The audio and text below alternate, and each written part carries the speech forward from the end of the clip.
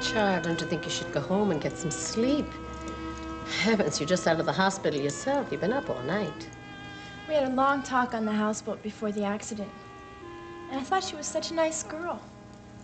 I don't want to leave till we know more. You're just like Father.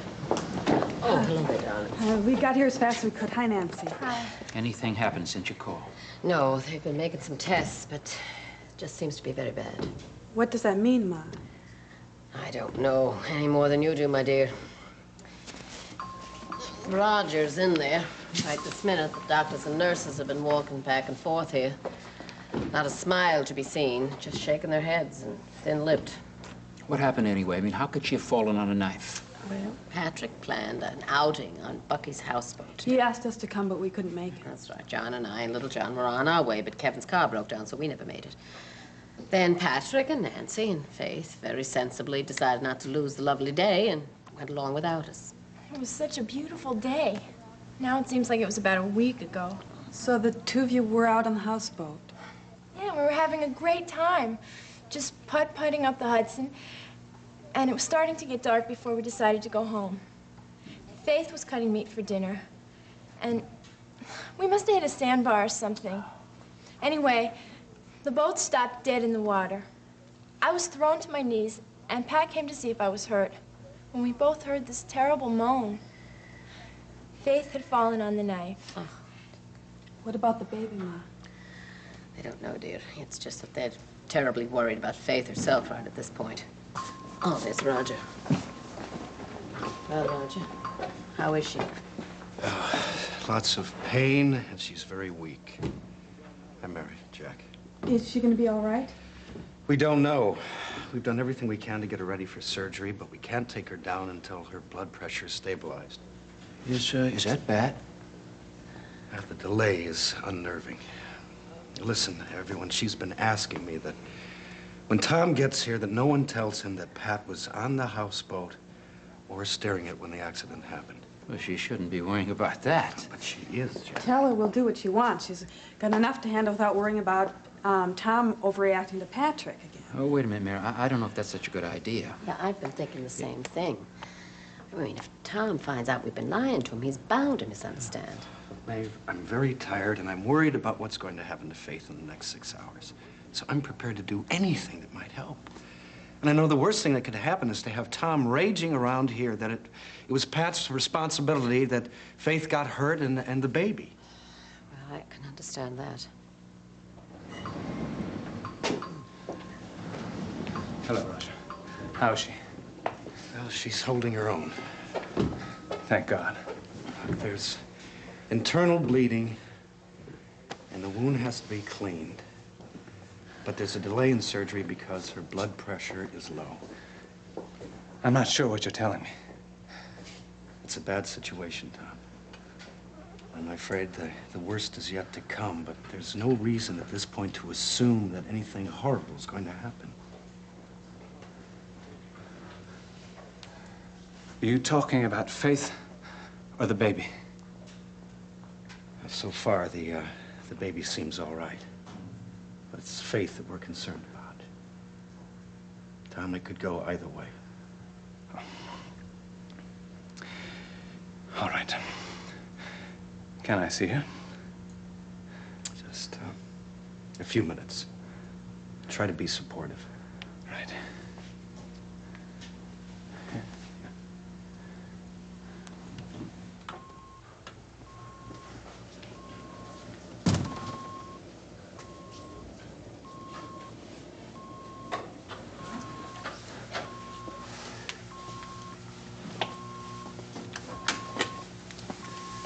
Faith. Hi. Feel like some company?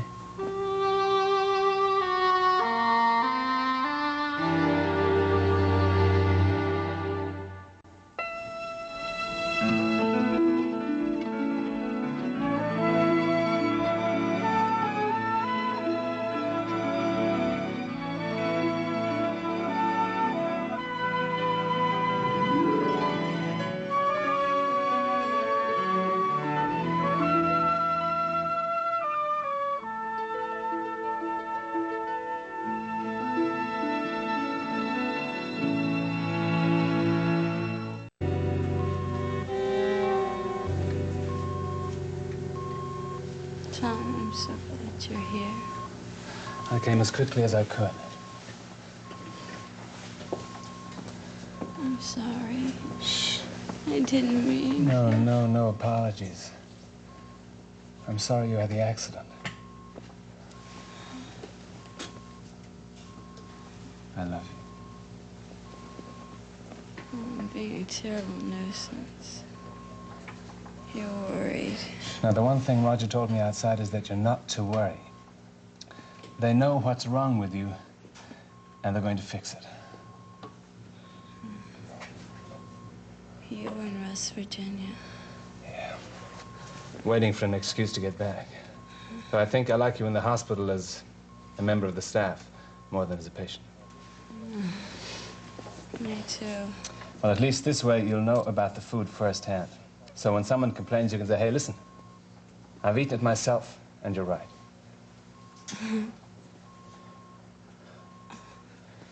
Oh, please don't make me laugh. I'm sorry. Would you like to hear a bit of Yeats? Just hold me. The room keeps just going round and round. Oh, I'm sure that will pass. Is there anything you want? Can I have some water? I guess so. I'm sorry, she can't have anything by mouth just now. Oh, Tom, please, I'm so thirsty. I'm sorry. Not with a stomach wound, Dr. Coleridge. Oh, please. Faith, you can have water later. Right now, just concentrate on remembering that you're going to be fine. And the baby's going to be fine. I'm so scared. I'm so scared you're wrong. Faith, can you feel my hand in yours? Mm-hmm.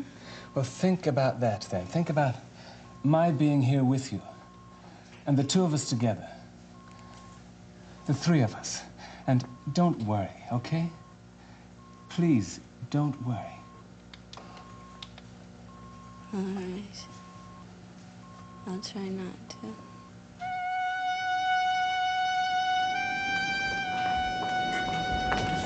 Oh, good morning. Boy, everybody's here. Good morning, sir. Hi. Is Faith better? She's a little worse. Well, what's wrong with her? Is she dying or what? Dee, we haven't even allowed ourselves to think such things. Oh, I'm sorry. I always say the Dee, wrong thing. I Dee. can't. Look, it's a little rough. Maybe we shouldn't think about Faith dying. I was just trying to say something that was helpful, that's all. I understand. And I came here to give you some good news. I thought maybe that would help you. What good news? See, I'm taking care of my own finances. Now, I've been asking everyone's opinion, people I respect, but I decided I have to take care of it myself. So I'm going to see the commodities broker this morning.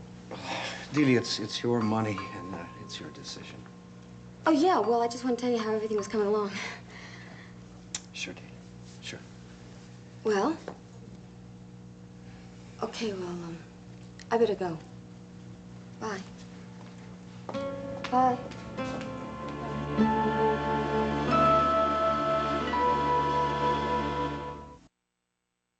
Please make yourself comfortable, Mrs. Ryan. Oh, thank you. And tell me how I can be of service. Well, you are a commodities broker, Yes?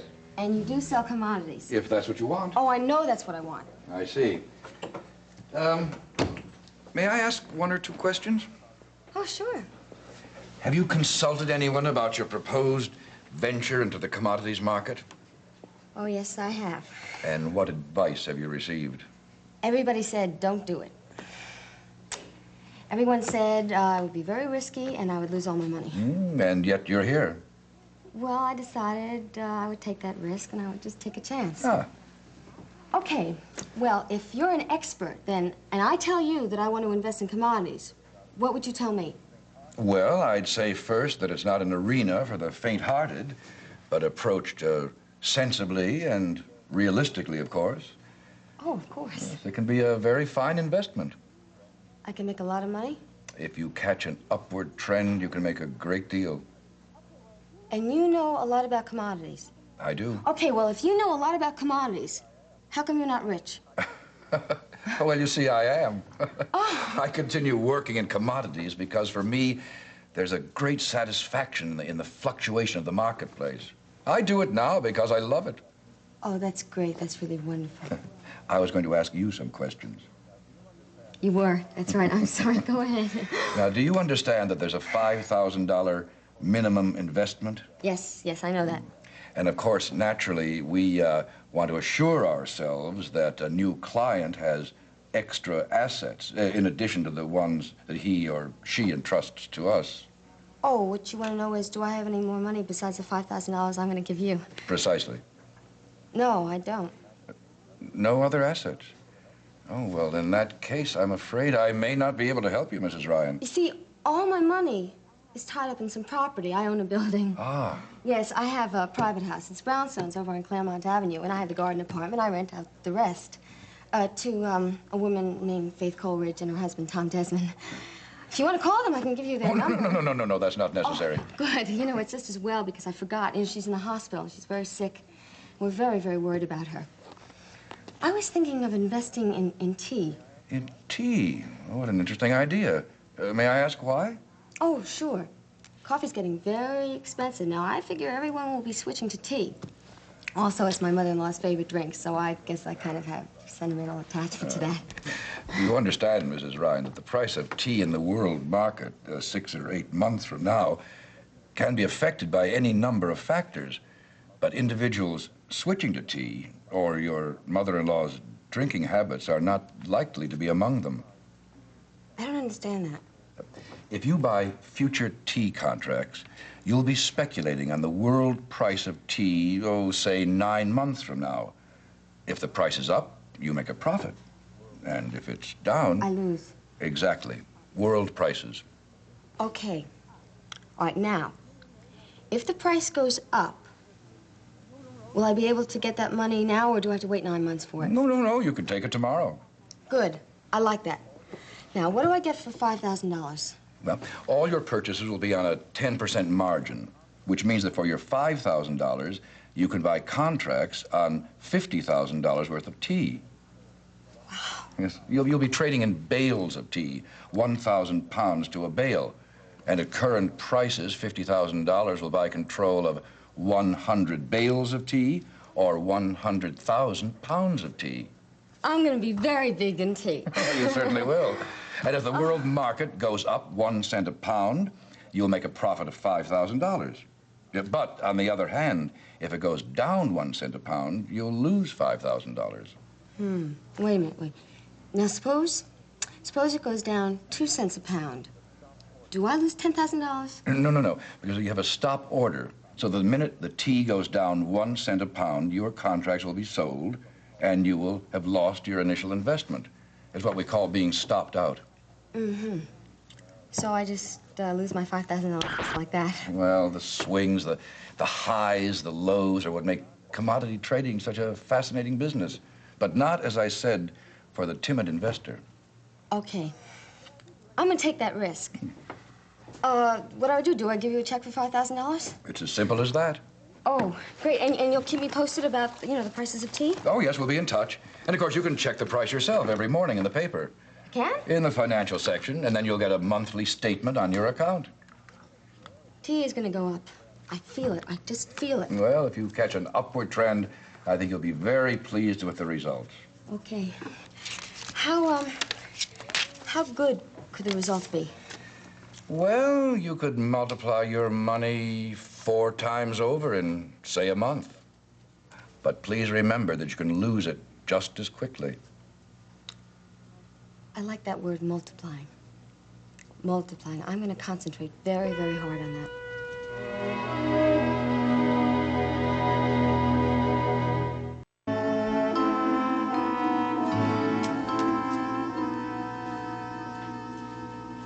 Roger? What? Oh. Oh, hi, Dee. I just went by Faith's room, and Maeve said that you'd probably be here. Yeah, well, there's nothing I can do for Faith right now. Besides, I have a patient with an EEG that's all wrong. Maybe you needed that other patient, just to get your mind off of Faith, huh?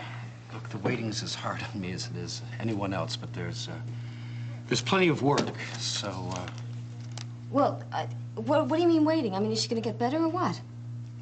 Look, Delia, she has to have surgery. And the sooner, the better chances she's going to have. But there's a delay in surgery because her blood pressure is so low. Now, she's been receiving drugs that are supposed to bring the blood pressure back to normal. But so far, they aren't working. Oh, I'm sorry. And every minute we wait, her chances get worse. Look, Roger, I didn't have any idea about this at all. Oh, Delia, why do you think everybody's been on edge? I don't know. Look, I'm not a doctor. I'm sorry, I shouldn't take it out on you. No, you shouldn't. Look, Roger, I understand. I understand why you're tense. I want to tell you about the broker. Dee. See, I opened up my account today. Now, I gave him $5,000. That's $5,000 worth of tea contract. Now, that means I have $50,000, right? Because of the 10% margin on... Delia, of all the dumb, irresponsible... Look, I can't talk about commodities right now. I have a sister upstairs who may be dying. I also have a patient in the other room who's showing every sign of an inoperable brain tumor. Now, if you want to play roulette with your money, I have to say, I'll leave it up to you because it's not very important. Look, I am not playing roulette. The price of tea is going to go way up. I don't want to talk about it.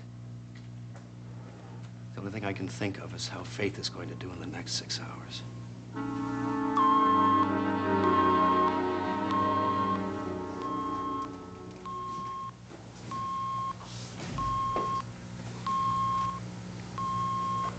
My mouth's so dry. Please, can I have some water? Not just yet, Faith. My head's like a balloon, sailing through the sky.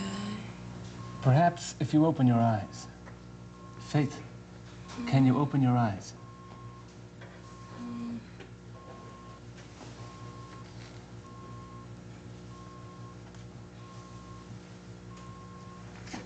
Tom, when did you get here? A while ago. How's your head now? I'm so dizzy.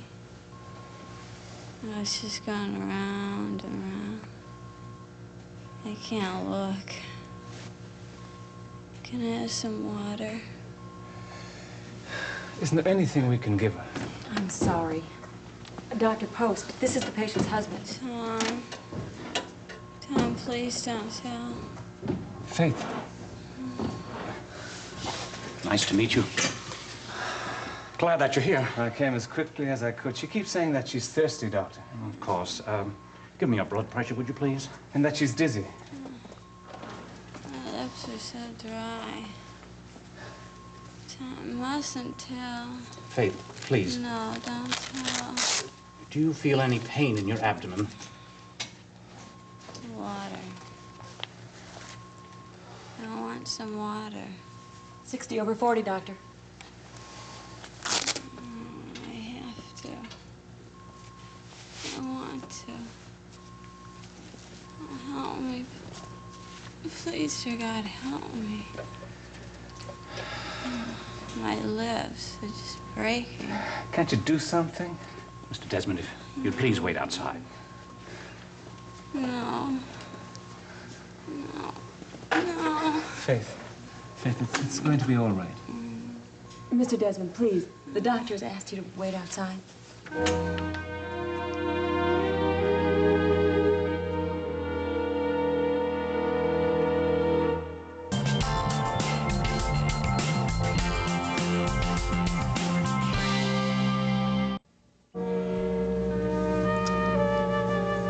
Oh, dear, all this waiting. Nothing happened. I think they should be able to do something. While we have the time, could we explore this business about not telling Tom Pat was on the houseboat? Now, I got a lot of problems with that. Oh, my, yes. What else can we do? Well, we could tell him the whole story, the truth. Which is exactly what Faith is begging us not to do, and she knows Tom better than anyone. Nobody likes the idea of lying. This doesn't seem like a very good time to add to her problems. Look, he's mad enough at Pat now to tear this place apart if he finds out that we didn't level with him at this time. Why does he have to find out? Oh, come on, Mayor. How many people know about it? There's you, your mother, Nancy, Roger, me, Pat, Faith herself. That's 7 people. Say nothing about the guys from the Coast Guard must have picked Faith up, filled out a report. How's he not gonna find out about it? If you tell him, he's gonna be furious. He'll blame it on Pat, or on Faith, or on both of them. He could do something awful. Oh, would he do something worse when he finds out we've been lying to him? Then he mustn't find out. Just like that. Oh, dear. I don't want to do anything just this minute with that girl so sick in there that might make things worse. Of course not. And if Tom is upset, she's going to sense it. Yeah, she probably would. It doesn't seem like anything that we do will feel right. It certainly doesn't feel right to tell him, and it doesn't feel right if we don't tell him. Point is, Ma, we don't have to lie. We just don't have to volunteer every detail that happens to be in our heads. I suppose so, dear. Mayor? Oh, Mr. She's delirious. They asked me to leave. Well, how is she? Is she any better? What did the doctors say, Tom? I think she's worse. There's something about her blood pressure I don't understand. I leave town for 1 day. Oh, Tom, darling, you can't blame yourself in any way for this. It wouldn't have happened if I'd been here, Maeve. I know that. Did they say anything about when she might be going into surgery? No. Not a word. Please, would someone tell me what went on out on the houseboat? I'd like to know the whole story from the very beginning.